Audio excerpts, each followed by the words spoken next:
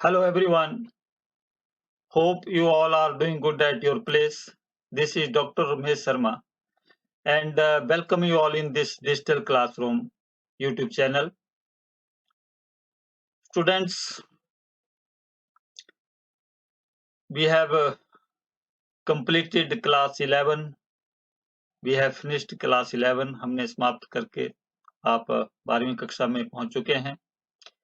आपका सबका स्वागत है. 11th क्लास का बिजनेस स्टडीज का सिलेबस भी आपने प्रॉपर्ली फिनिश किया है. So this is the first video of business studies class 12. आइए देखते हैं क्लास 12 में आपका बिजनेस स्टडीज की इस क्लास में ऑनलाइन क्लास में आपका स्वागत है. बच्चे बिजनेस स्टडीज में ये एनसीईआरटी की बुक्स हैं, पार्ट 1 एंड पार्ट 2 बुक्स हैं. ये आप परचेज कर सकते हैं. और भी अदर पब्लिशर्स की जो बुक्स हैं जो आपके टीचर्स ने आपको लगवाई हैं, आप वो बुक्स जो हैं परचेज कर ली होगी. So let us start with the chapter number 1, nature and functions of management या nature and significance of management. बच्चे जो मैनेजमेंट है, आप यहाँ मैनेजमेंट देख रहे हैं, जो आपका +2 का जो सिलेबस है उसमें मैक्सिमम जो चैप्टर्स हैं they are very much related to management और उसमें हम मैनेजमेंट की बात करेंगे. पार्ट जो 1 है आपका ऑलमोस्ट उसमें ऑलमोस्ट नहीं कंप्लीटली उसमें मैनेजमेंट ही है. Now what is management? Management क्या है? उसमें एक अलग-अलग प्रोसेस होता है, स्टेप्स होता है एंड उस प्रोसेस एंड स्टेप्स के डिफरेंट चैप्टर्स हैं एंड उन चैप्टर्स में हम जो फंक्शंस ऑफ मैनेजमेंट है वो लर्न करेंगे. तो सबसे पहले तो मैनेजमेंट क्या होता है? मैनेजमेंट क्यों? Why management? आप पूछेंगे प्रश्न कि आप मैनेजमेंट की बात क्यों कर रहे हैं, प्रबंध की बात क्यों कर रहे हैं?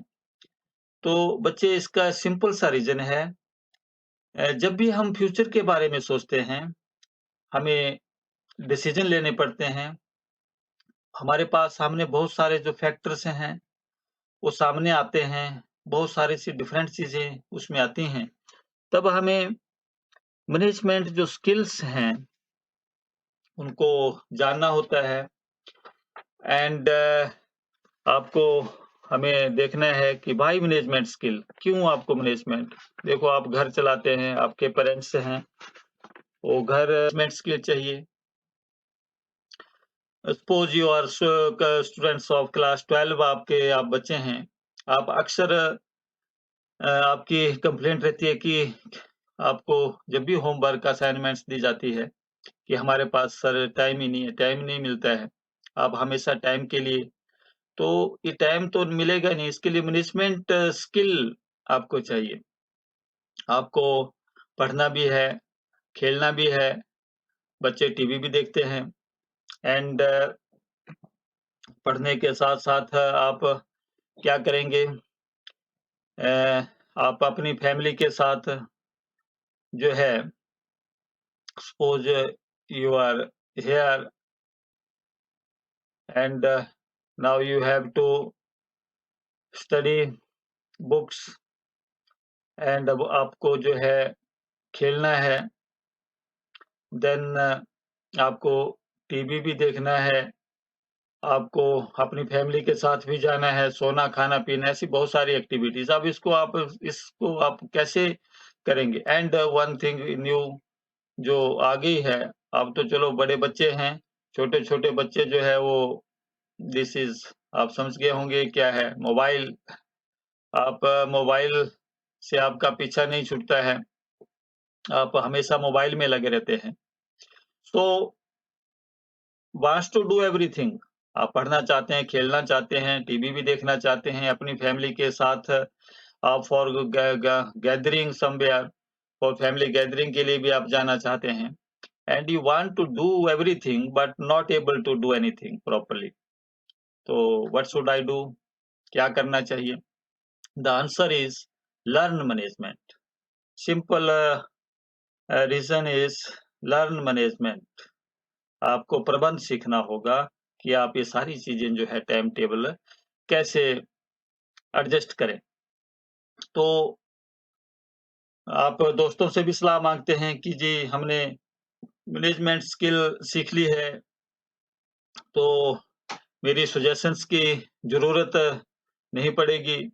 बहुत सारी चीज़ों के साथ मिलकर ये रहेगा, वो रहेगा, सारी चीज़ों के एक क्या है, गोल जो है उसको अचीव करना है।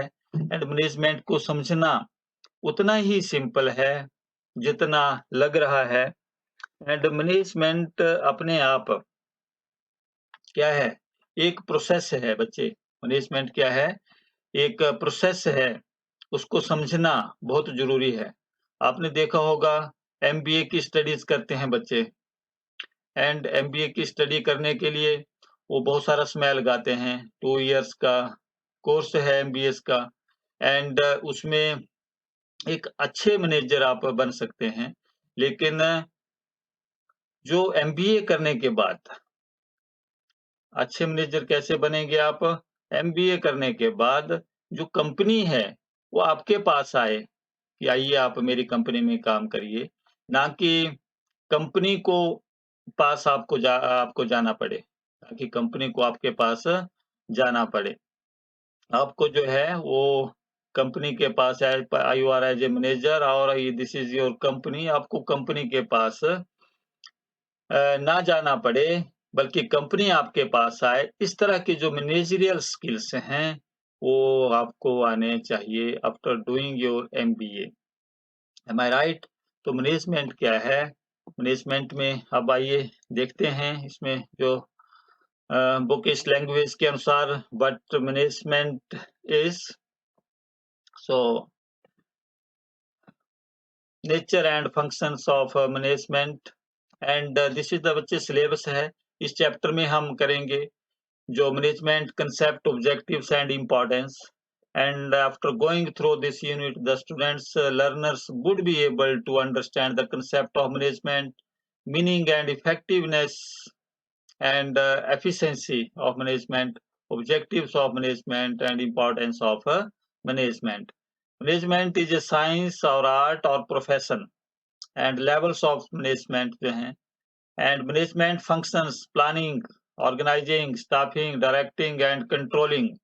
These functions हम इस चैप्टर में लर्न करेंगे and the last coordination concept and importance हम इस चैप्टर में लर्न करने वाले हैं। So आप आज हम मैनेजमेंट के इसको जो मैंने बताया आपको कि प्रबंध जो है वो क्या है, ये process of getting things done with the aim of achieving goals effectively and efficiently. Achieving goals, बच्चे यहाँ लिखा है गोल्स क्या होते हैं?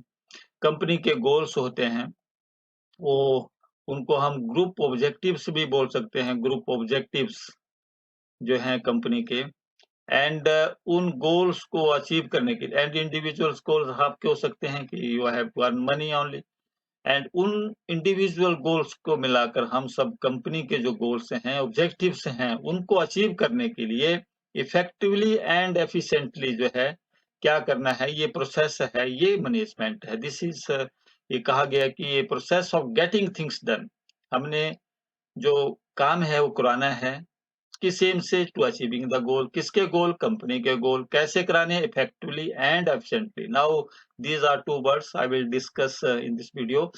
Here let us see here, management aims at guiding their efforts towards achieving a common objectives, a goal. Thus management has to see that tasks are completed and goals are achieved, that is effectiveness, with the least amount of resources at a minimum cost, that is efficiency.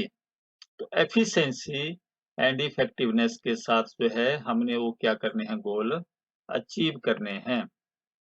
Okay, this is the definition. Let us see what it says. Management simply means getting things done through other peoples. Getting things done means get the activities carried out through others. दूसरों के द्वारा जो activities हमने करवानी है, manager का काम है। ओके। सपोज़ आप किसी रेस्टोरेंट में जाते हैं एंड वहाँ पर जो है वेटर्स हैं एंड दूसरे लोग जो होते हैं वो आपकी सर्विसेज़ के लिए आपके पास आते हैं एंड वहाँ पर आपको लगता है कि कोई जो सर्विसेज़ है वो प्रॉपर्ली नहीं करते हैं, तो आप उसको नहीं कहेंगे, आप किसको कहेंगे? मैनेजर को कहेंगे।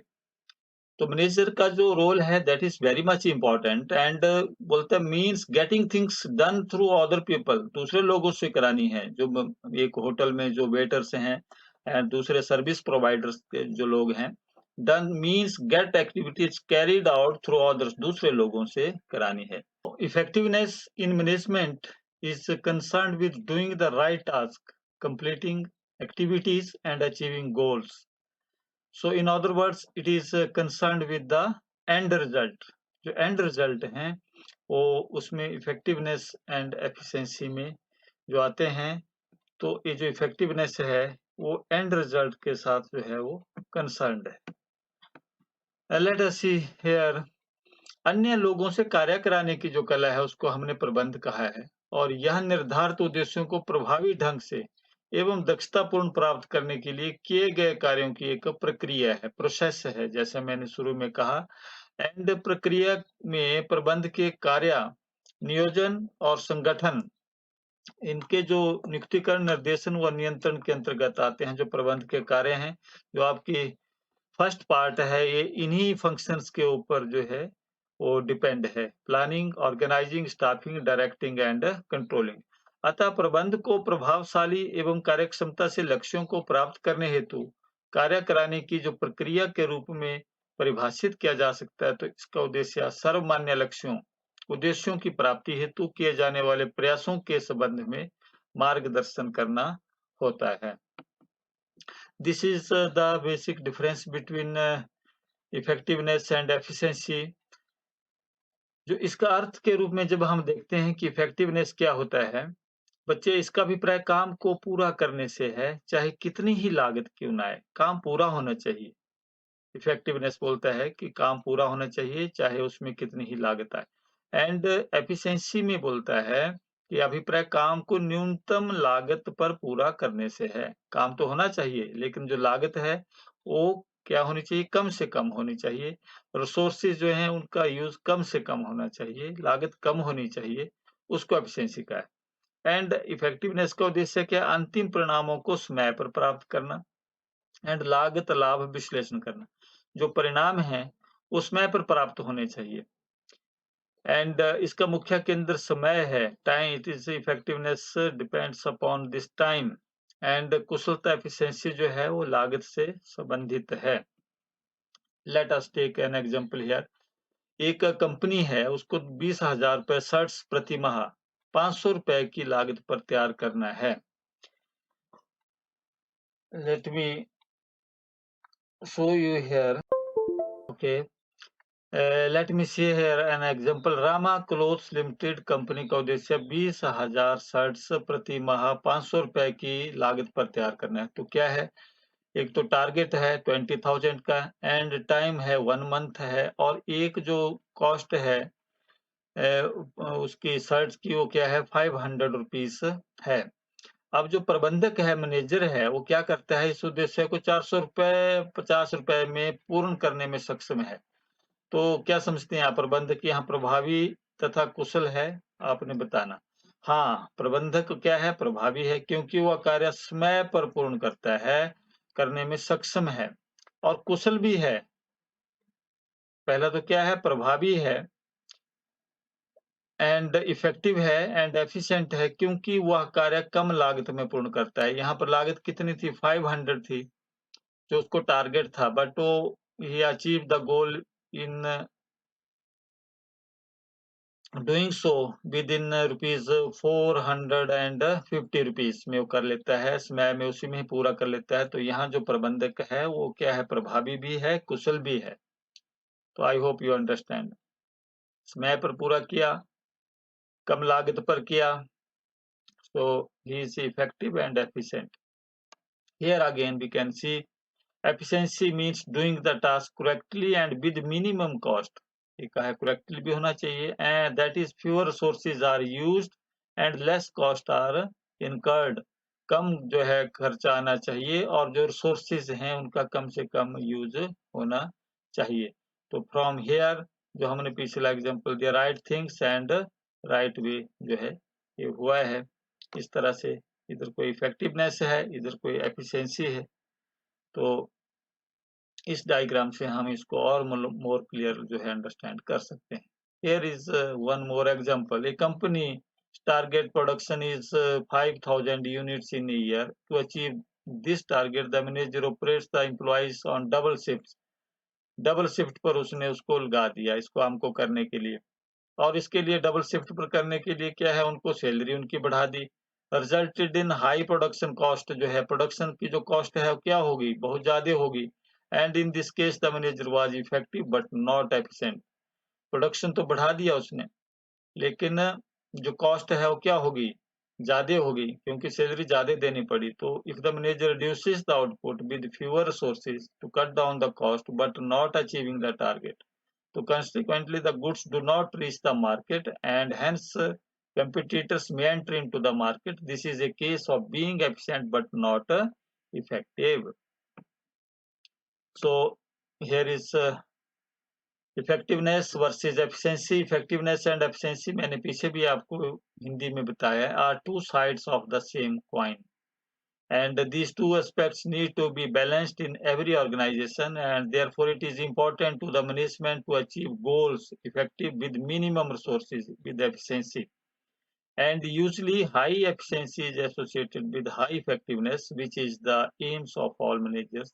High efficiency without being effective is not desirable, and both inefficiency and ineffectiveness leads to poor management. तो हमने सीखा इसमें बेटा कि जो इफेक्टिवनेस है एंड एफिशिएंसी है, ये दोनों ही जो है क्या होनी चाहिए, एक मैनेजर को के पास वे स्किल होने चाहिए। यदि ये नहीं है तो जो आपका ऑर्गेनाइजेशन है, संगठन है, उसमें that will leads to poor management. So I hope you understand the difference between effectiveness and efficiency.